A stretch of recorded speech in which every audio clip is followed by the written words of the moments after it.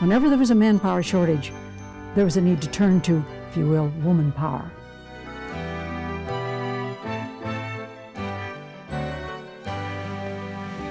They found that the women were quite capable in every job that they were given. And in many instances, they took the job of 3 people. They were only allowed 10 black women for every 90 white women. We were the 10%ers. They were the forerunners of women serving a much, much more increased role in the military.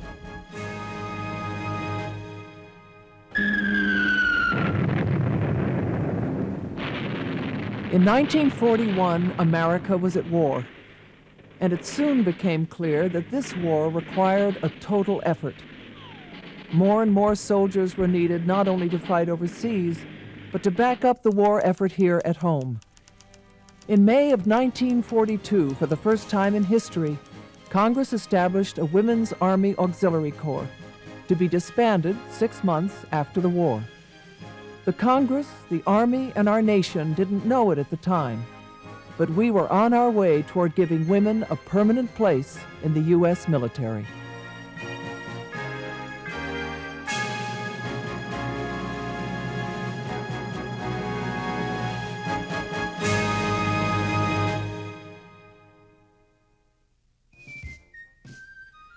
Women have always contributed to our nation's war efforts, starting with the Revolutionary War when Margaret Corbin took over her fallen husband's cannon at the Battle of Fort Washington.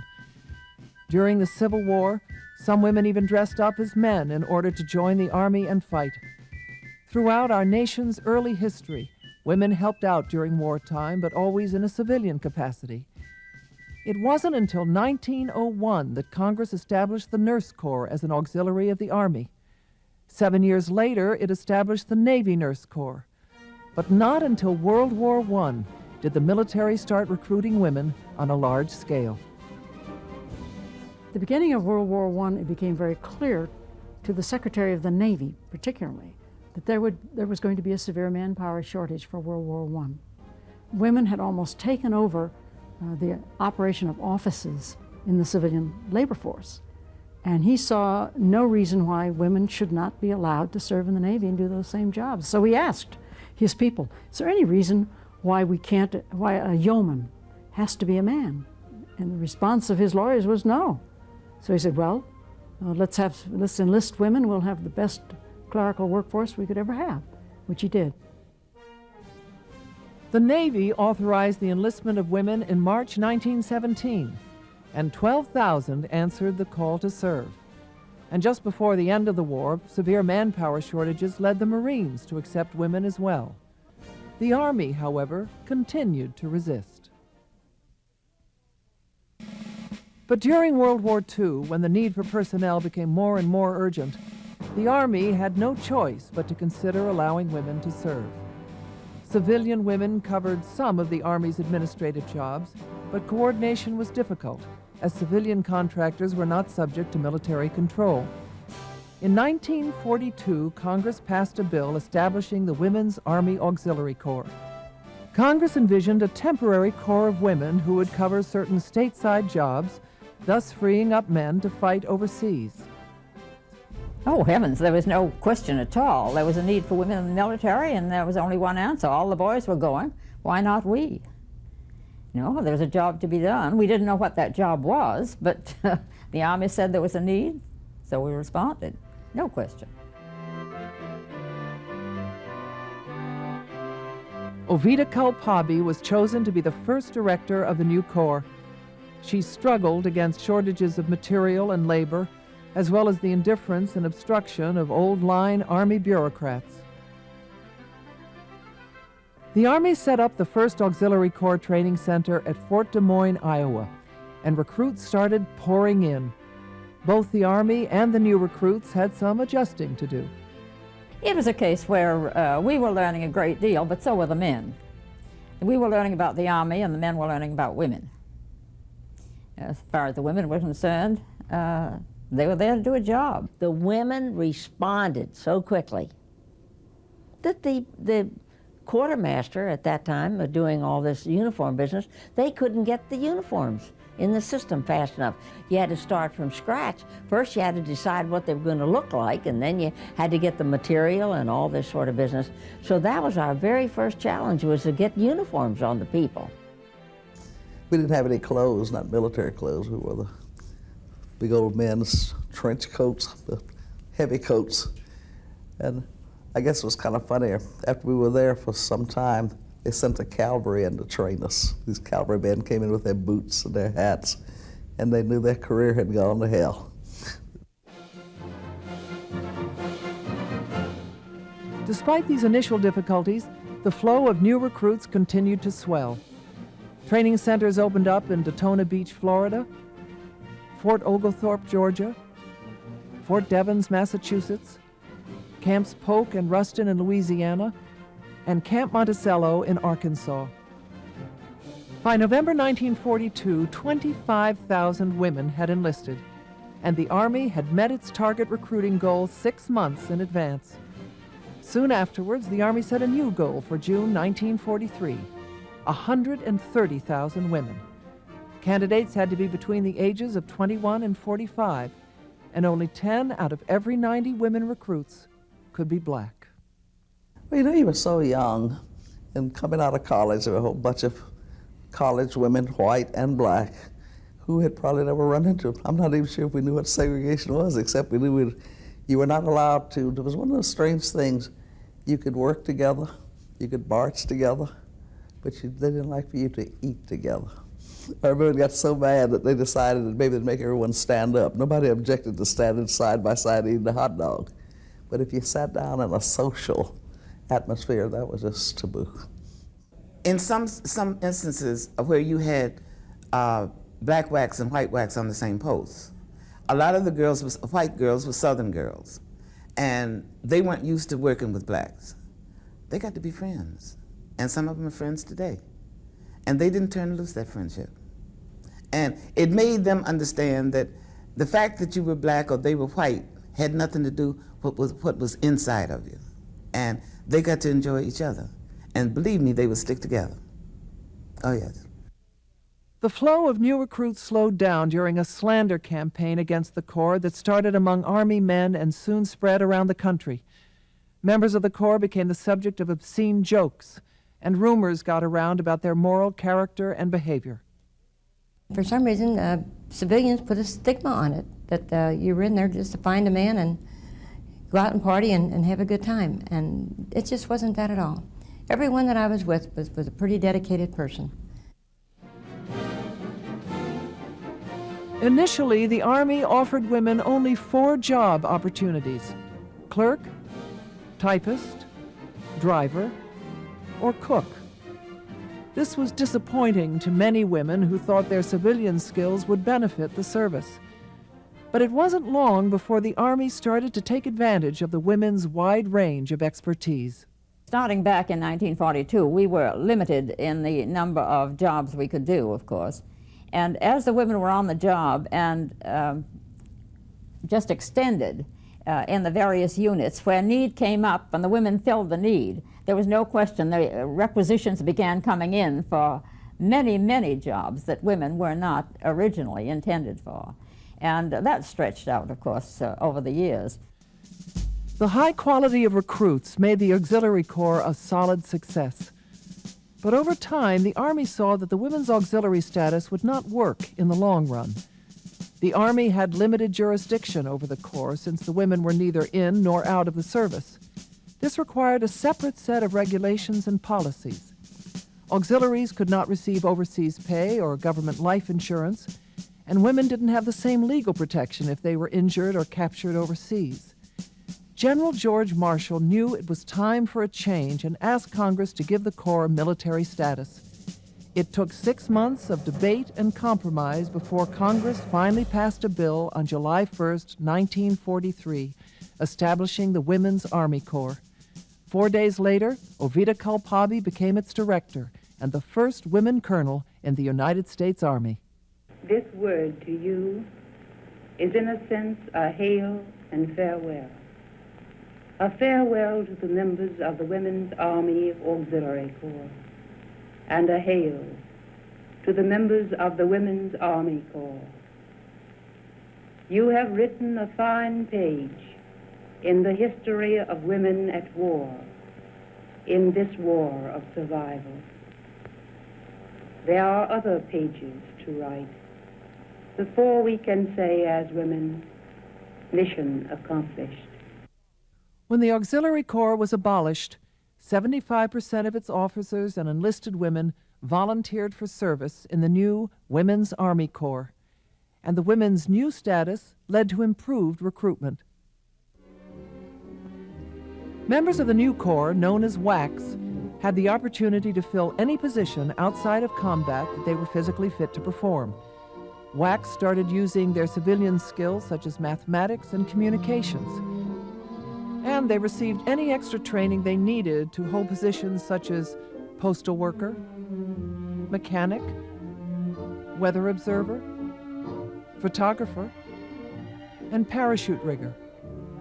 Later in the war, they also helped out the Army Air Force as link trainers, radio operators, and control tower operators.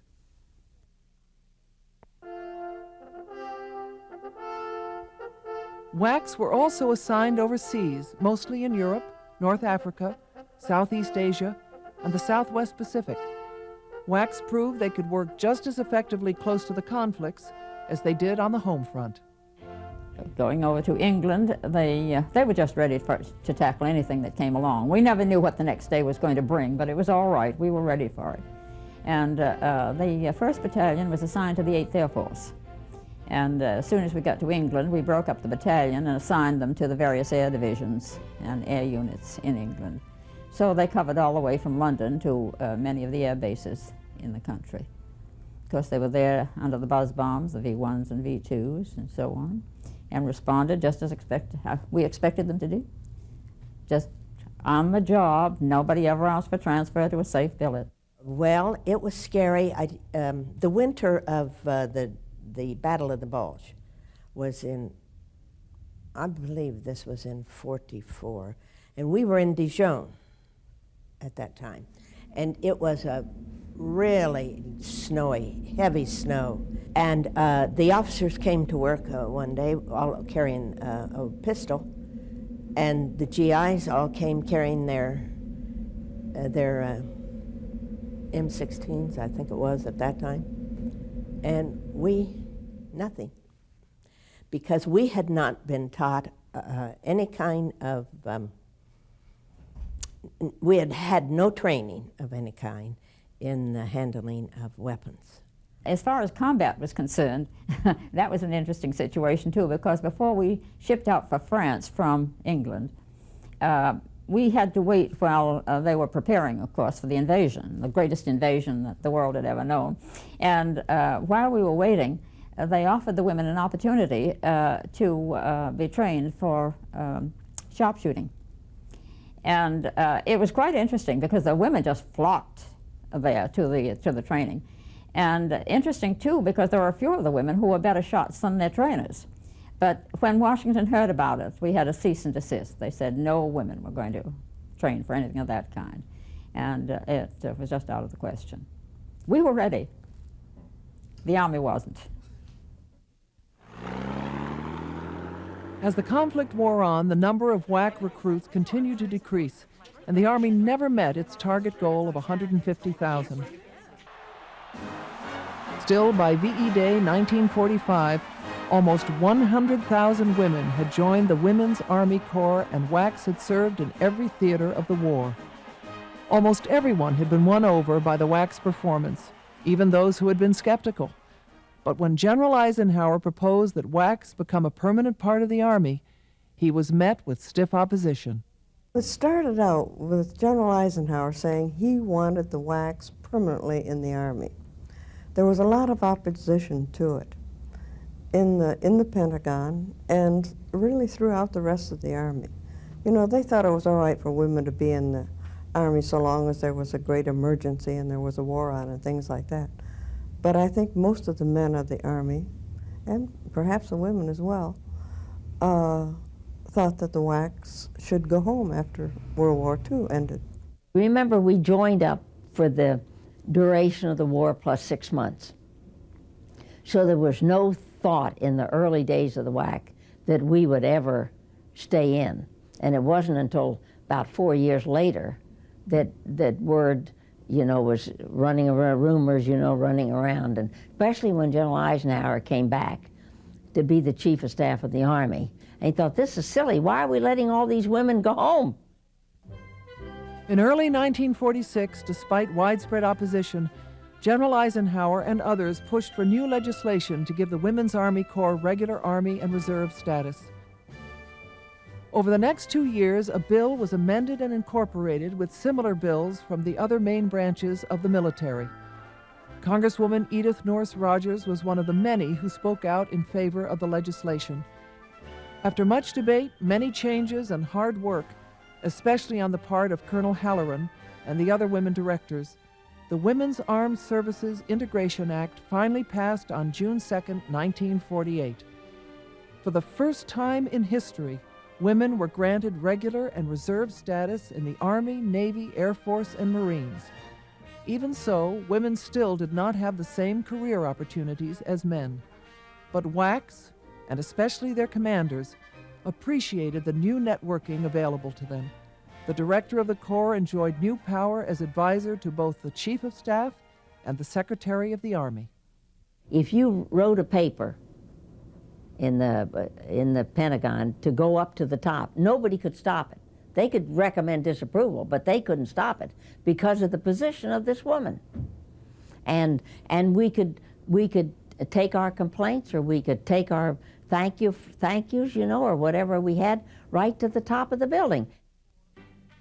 The Korean War marked the first time women were called to active duty from the Army Reserve. Most WAACs stayed on the home front, performing a wide range of jobs. Others were assigned to Japan and Okinawa to work primarily in administration, communications, intelligence, and medicine. In 1950, recognizing the vital role women were playing in the service, supporters within the Army started discussing the creation of a new training center.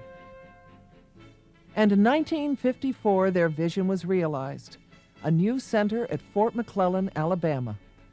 General Matthew Ridgway spoke at the dedication. Today's ceremony has special significance, not alone for the Women's Army Corps, but for all of us. It emphasized the essential need for women in the Army and the continuing nature of that need. The task of keeping our nation strong and free requires the efforts and talents of all our citizens, men and women alike. In the 50s and early 60s, Women's Army Corps leadership spearheaded efforts to expand training requirements, schooling, and assignment opportunities. They were successful in their push to amend laws that deprived women of benefits and service credit, and they garnered support for the elimination of inequities in promotion and retirement.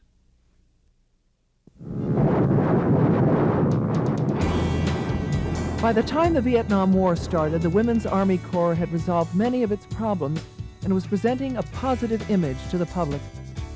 Some opposition to women serving in the regular Army, however, continued both in and out of the Army. When a request that a Women's Army Corps detachment be assigned to one of the headquarters in Saigon, some opposed the idea. They feared additional security requirements for women would outweigh the advantages of their service in Vietnam. Despite this opposition, the request was approved. The WAAC cadre arrived in the fall of 1966. Sergeant First Class Betty Benson was the cadre's administrative NCO. We ran over there to set up the barracks so that we could have a WAAC detachment over there. See, when we went over, we had to even get the buildings. There wasn't even a building over there. We had the Quonset huts made and everything. And we had no water fountains, and we had to go to the engineers, or scrounge them, really, is what we did. We got involved with when they set up the WAAC company because I controlled all the air conditioners in Vietnam, or we in the engineers controlled them all, and those women out there were dying. The heat was atrocious. So I was introduced to the company and provided them air conditioners. The heavy drain of the Vietnam War rekindled the military's interest in women recruits. In 1967, President Lyndon Johnson signed a law removing promotion ceilings and other career restrictions on women in the armed forces. Still, the growing unpopularity of the war among Americans made it impossible to meet recruitment goals. About 700 WAACs served in Vietnam between 1966 and 1972. The women who did go performed well and were often exposed to danger, just like their male counterparts. Many WAACs received service awards for their contributions to the war effort. Their outstanding performance in the war zone paved the way for the positive changes to come. The enlisted women provided the impetus to women can do any job in the military, because the women in Vietnam were under fire. The women did not panic. They were soldiers, and they behaved as soldiers, and they made us all extremely proud to be in the military. The Vietnam War was the last conflict in which women served as members of a separate women's Army Corps. For the women's movement was building momentum and calling all of women's roles in society into question, including their role in the military. Many leaders of the women's movement pushed for the integration of men and women in the military, but most of the WAACs in leadership positions opposed this idea. To them, changes that appeared to make women more like men meant a decline, not an improvement in women's status. We felt we really did a good job, but then came all the women's lib saying, you're discriminating against these women. You're holding them down. Well, we didn't have that feeling at all. We felt that we're getting our just desserts everywhere along the line. But they said, you're keeping them in a corps. They should branch out. They should do this. And the pressure was very, very hard. And they brought the pressure down, and finally they just beat us at our own game, which was very sad for us. And I hate to tell you, but there isn't anybody that was as strong as the Director WAAC in the Pentagon today. In 1974, Secretary of the Army Howard H. Callaway proposed that Army staff consider abolishing the Women's Army Corps as a separate organization. 4 years of discussion and debate followed, culminating in the disestablishment of the Corps in 1978. This move opened up many opportunities for women. While most women welcomed the change, many regretted the loss of the support system and camaraderie in the all-women Corps. It was the best thing in the world is when they disbanded the Women's Army Corps, because it gave everyone the same opportunity, as the man had already. It was the saddest day of our life to lose something that was so important to us, that was so close to us, that we loved. And all you have to do is go to Fort McClellan and see our museum and get the feeling down there that we love this Corps. It's really sad that it broke up. I'm really sad that it broke up. It taught young women from all walks of life to be independent, to be self-reliant, to be organized above everything else, and to develop self-confidence. For those that came in with skills, it enhanced your skills. Those that came in with nothing or minimal amount of skills, I think it just really, it gave you so much to build your life on. It is a part of the legacy of the Women's Army Corps that it prepared the way for its own disappearance. As women went to different kinds of units, served in all parts of the world, and performed virtually every job in the Army, they demonstrated their value throughout the armed forces, hastening the day when they would be fully integrated in the country's defense team. The women in today's Army recognize their debt to the Women's Army Corps. It was just the first step in the integration of women. We knew way back then that someday there would be full integration, just as we know today that there will be women in combat. We can be fully a member of the military. I don't have to say I was a WAAC officer. When I retired, I was a colonel in the Army. The Women's Army Corps it started out being a small thing that men did not believe that the women were going to stick to. And the women proved that they could, they would, and they could. I do not believe that the United States could do without women in the services today. I just don't.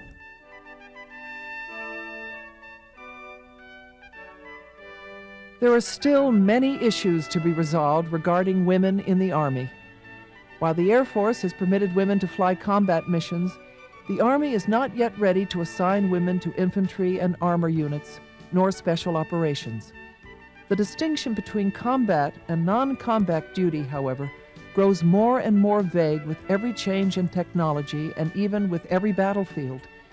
As the Persian Gulf War demonstrated, even relatively crude weapons like the Scud missile can bring combat to so-called rear areas in an instant.